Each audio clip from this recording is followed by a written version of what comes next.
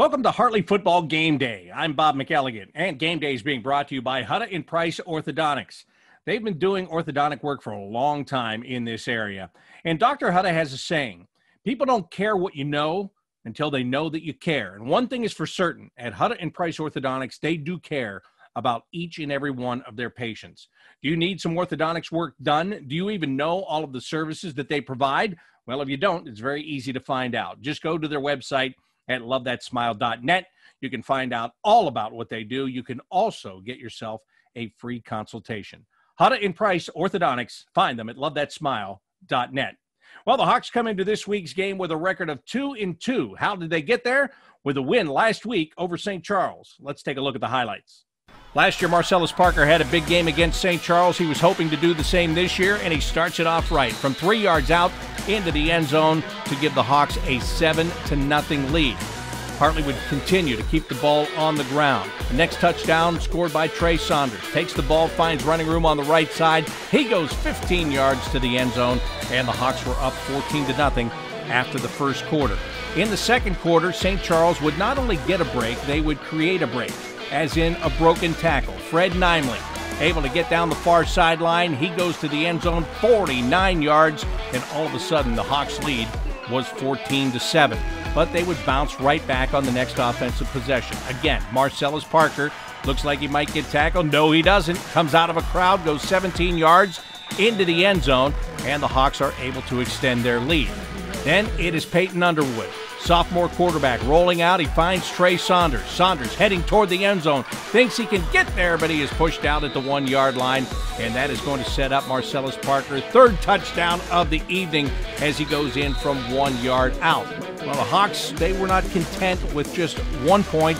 They wanted to go for the 2-point conversion. Niall Johnson gives them that, and the Hawks are up 29-7 at that point. But before the end of the first half, Hartley would make a mistake, and it comes on this punt. Trey Saunders looking into the sun, and the ball goes off his hands. This is a live ball, and the scramble is on. St. Charles eventually comes up with the football. They've got it deep in Hartley territory with a chance to get some points on the board. The defense stood strong and held them to a field goal, and that made it 29-10 at the half. Coming out in the second half, Hartley trying to run the ball again. Niall Johnson drops it. St. Charles pounces on that fumble, and they've got to be thinking, hey, we got a turnover at the end of the first half. We turned it into points. Let's see if we can do it again. The answer was no, you cannot do it again. The defense stands strong, and they force a punt. But again, it's an adventure. This time Richard Kenny is back deep. He loses the ball, and then he loses his footing. And now the battle is on. It's a battle that is won by Hartley, and they get the ball deep in their own territory. And that eventually sends them down the field and sends Marcellus Parker back into the end zone. Fourth touchdown of the night, and the Hawks had a 35-10 lead. They got another touchdown by Trey Saunders and one from Joey Wooten to set the final score at 49-10. And now the Hawks have a great opportunity. Yes, they have to take things one game at a time, but their opponent this week is Bishop Watterson.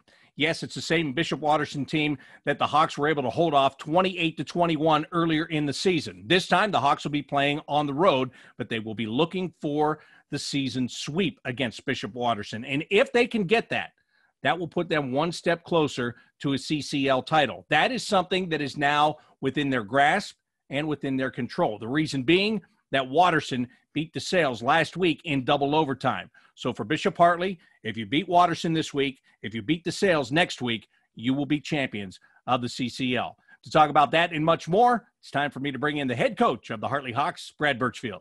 Brad, going into last week's game, there were a lot of unknowns when you had a team that had already played a couple of games and you were taking on a St. Charles team that had yet to play a game. Do you feel like you went in and did exactly what you wanted to do and what you needed to do in that game, kind of shoring up your own team game and at the same time taking advantage of a team that was playing its first game of the year? Yeah, I think that, but they hung in there early. I mean, we weren't just running away from them early. So, I mean, we knew they'd be inspired and ready to go. I mean, we're a big rival for them. And, all kids that play in the CCL are excited to play CCL football, regardless of the team's ability or the score. There's an identity with playing CCL football. And so I think we did what we wanted to do. I mean, I think it was the biggest margin of victory we've ever had against them. And we probably were – I would rather have been more seasoned. playing games than having sit out, but I understand their policies and what they're going through. Obviously, you got to clean up the turnovers. That was the only thing that was, whoa, we better do a better job with that. And we will. We're getting Sumo back into it. Listen, we're not real good at fielding punts. I mean, and those are our two best guys. So when you have Richard and Trey fumbling the punts, we can do a better job of organizing where we want to be and not putting them in those positions. I mean, we're asking those kids to do a lot for us, and they're certainly not haphazard. So let's do a better job. And I think that kind of learning is good. Sometimes we just throw them back here. Trey and Rich, you guys are really good. Go back and field some punts. We won't worry about if we're blocking for it or where the sun is, and so we probably can do a little bit better job. So I think that kind of enlightenment is going to help us moving forward. That Niles fumbles a little bit of the timing on the handoff, and Sumo, I mean, he's worried about just stepping on people's faces, and we can have a balance between ball security and that. You mentioned the mishandled punt by Trey Saunders. That led to a field goal. The only other score that St. Charles had was a 49-yard touchdown run. And if I look at your own reports, I think I see you recorded one missed tackle, and it was for 49 yards, and that was it. So other than those mistakes, were you happy with what you saw? Oh, yeah, I think it was great. I think that we never want to turn the football over, and I don't think that's indicative of who we are. But if you're going to turn it over on the 10 and make the defense come out and play football and hold them to a field goal. I mean, those are lessons that can be learned. I think our red zone and goal line defense has been pretty good. I mean, I think we've done a good job of either holding to field goals or making people earn their way in when they have shorter fields. And that's something that's going to have to come as we get into the championship phase of the league and into the playoffs. We missed the tackle on the long run. We kind of blitzed into it. And I think that, Deontay Hubbard, who's done a great job for us, and we're certainly not throwing him under the bus, but it's all part of learning. I mean, when he goes back in and sees that, which he'll be back in now, he's going to go for that leg. You know what I mean? He isn't going to be looking at two different things. And so you have to have those kind of experiences to get better down the road. So it was great for us. You got Dylan Newsome back into your lineup for that game. He had been out for the two previous games. Marcellus Parker was kind of in a different role in those games. He got back into his normal set. He scored 4 touchdowns. Just to have Dylan back in the lineup, both offensively and defensively, how much does that change what you're doing? Well, it has changed us a ton. And it's helped us, I think. When Dylan, we put so much pressure on Dylan and Marcellus and Sumo and Deontay and Anthony Murphy and those outside linebackers, all those linebackers, we put a lot of pressure on them. Well, when one was out and we had 2 out with him and Sumo, we're now asking people and we're maneuvering things and we're kind of butchering the overall structure of the defense, and we're not making them aggressive when we ask them to do a couple different things. I mean, it only makes sense. Marcellus, you've got to take this on, but you better get this, and don't forget about that. I mean, what's a kid going to do? I mean, he's looking at 3 different things. So it made us simplify things. From Dylan's standpoint, I think it was good for him to watch for a couple weeks because he came back with a vengeance. You could tell in practice that he was focused, and I think there was probably a great deal of learning. I mean, a young guy, 15 years old, making his first start against Moeller, and then we don't see him again for 2 weeks. That's quite a shock to the system for him. So he came back really well, and honestly, I would say, as I sit here today, that it's going to have great benefit for us. I mean, he came back just looking fantastic. 4 games into this season with 2 games left in the regular season. Where are you on your line play right now? How happy are you with the blocking on the offensive line and on the other side too? Because a lot of those guys play both ways. How happy are you with what your linemen have done? I think defensively we did a pretty good job stopping the run. I think the DeSales game was not good, and we kind of forced them to get better. And so we'll see these next couple of weeks how much better we've gotten, how we've gotten better. And we've challenged the kids. I think offensive line, like all of our teams, it continues to get better every single week. When you have, Coach Sawyer, Coach Thibner, Coach Wooten working with those guys, I mean, that's an incredible group. And they continue to get better. Here was a great example because, of course, the blocking is not only the offensive line, but it's the receivers and running backs on the perimeter as well, which are key. And so Richard Kenny, who's a great player for us, and we now are leaning on both ways. And he's an integral part of our success and has done everything we asked him to do. Those guys like to get the ball and like to score touchdowns. And he does a lot of that. Well, he didn't get as many touchdowns and the ball, and you're always like, yeah, it's not this, maybe next week or the week after. Depends on what the defenses do, what they're trying to take away. And he came over to Coach Sawyer and said, man, did you see how much better my blocking was this week? I think examples like that show what kind of team you're going to be, the selflessness. We said we're about here to be here. We think everybody has to take on whatever role they have that week to do, and they have to embrace it, not just say it to me or to Coach Sawyer. You have to embrace it. Well, there's an example of, we didn't go looking for it, but that's what Richard said, and that's what makes us so proud of him. Well, now you go into the repeat phase of the schedule, because you got Watterson here this week. You've got DeSales next week. You've already played each of those teams one time, went 1-1 in those two games. You beat Watterson. You're going to try to go for the season sweep here. Ironically, coming into this game, Watterson, with their double overtime victory over DeSales last week, has opened the door for you and your team, because you control your own destiny when it comes to whether or not you win the league for the year. You can be CCL champs if you win these two games. Just having that, the control of that, how much easier is it to pound home messages as a coach?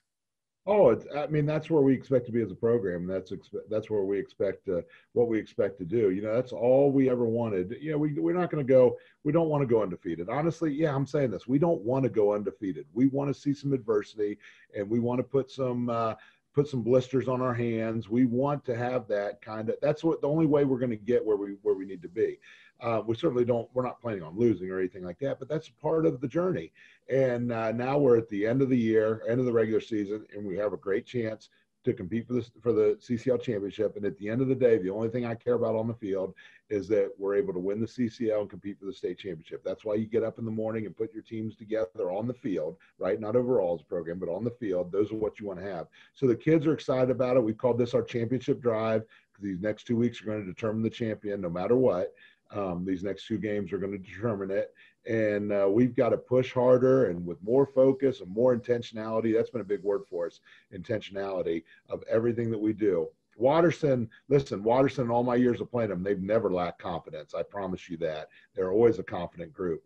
And their confidence is going to be even sky high now. They beat DeSales, and DeSales beat us. So, and honestly, when we played them, we beat them by 7 points, and I could hear them saying, wait till we play them next time. Wait till we play them next time. Well, here's next time.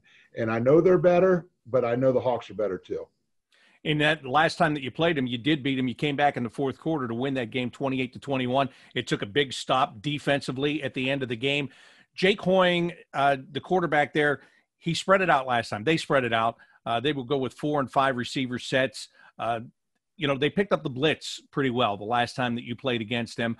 What is the key going to be? In fact, how much better have you gotten on in the defensive secondary, on the corners and at the safety positions? Because they are obviously going to test that this week. They're going to test that. And, listen, they scored 3 touchdowns. On every one of their touchdowns, there was a 3rd and long where we forced an incompletion but had a penalty. And I see a lot of their defensive signals are like this every time they throw the ball. Their signals are like this. Where's the penalty? Where's the penalty? So, listen, I'm not saying those weren't penalties. Maybe they were all penalties. Maybe we're cheating the entire game and every play should be a penalty. But I know that if we can get those 3rd and longs to not be penalties and just play football, it's 28-0. Right? Now, listen, maybe they're going to get the penalties. Maybe they're going to yell and the officials will say, wow, I needed your help telling me what's a penalty and what's not a penalty, and here's the penalty. So maybe that's going to happen. I don't know. We haven't been penalized like that any of the other 3 games. So maybe it's that thing. But we need to do a better job, and we're going to do a better job with that. But that's an important part of the game. We are going to be physical with their receivers, and their receivers are going to be physical back with us. I see they do a lot of pushing off with their receivers too. Maybe I should do this after every play, and maybe we'll get one of this. I don't know, but I haven't done that yet, so maybe I'm going to start. But we're going to be physical with the receivers because that's what we think gives us the best opportunity to be successful, and we've worked to get our kids better, and that's where we're going.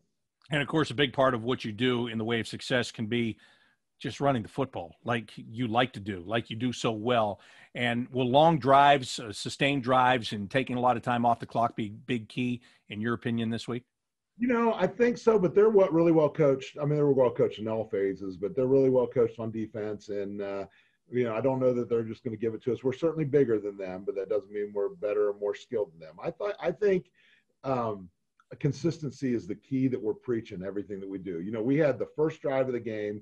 We went right through them, went down and scored. Then they got the ball and we got them 3 and out. Then we got the ball back. And I thought to myself, we could just go on another drive here. We could put a little bit of momentum in our favor. And we didn't. We took a lost yardage play. They got the ball back. All of a sudden they score. It's 7-7. And I mean, it's a battle between two really good football teams. So, you know, I think getting some consistency together on complementary football, as you hear, offense, defense, special teams, I think that's going to be a good key to that. Well, Brad, thank you very much. Appreciate it as always, and best of luck this week. All right, thanks, Bob. As you just heard Coach Burchfield say, when you talk about Watterson, you have to talk about their quarterback, Jake Hoying. And Hoying is coming off a good performance last week. He went 15 for 26 for 166 yards and 3 touchdowns. Again, the last time these two teams faced each other, for Watterson, it was spread it out, 5 receiver sets, and try to take advantage of the Hawks that way. And whether they're passing to this guy or handing him the football, you have to watch out for Cam Nicholson because he is very diverse in the backfield. He can come out of the backfield and catch a pass and hurt you that way. He can also hurt you on the draw. He has got good vision, and he will find holes. So those guys are the 2 main guys that the Hawks defense has to focus on, but not the only guys. Davis Boone is a tight end, and he's coming off a 5-catch performance last week against DeSales. So a lot of weapons. Look for Watterson to throw the ball. For the Hawks, it's going to be their pass defense that'll be very important. Also to find a way to get pressure put on the quarterback. Can they get Daniel Tucson in there putting the heat on Jake Hoying in this game? It's going to be a fun game to watch. Unfortunately, we will not have a stream this week because of space concerns at Watterson. There will be no Hartley Hawk broadcast this week on YouTube or at on the GBSN radio network. We won't be there this week. I apologize for that. Nothing we can do. It is part of 2020. It is part of what we're dealing with here with the coronavirus. But next week, back at it, at home, against DeSales, and hopefully, if the job gets done this week, Hartley will be in position to win a CCL title. Again, one step at a time. They've got to beat this Watterson Eagles team first, and they'll get the opportunity this week. Friday night, 6 o'clock, the Hawks and the Eagles, and we'll see if the Hawks can sweep the season series. That'll do it for Hartley Football Game Day, brought to you by Hutta and Price Orthodontics. I'm Bob McElligott.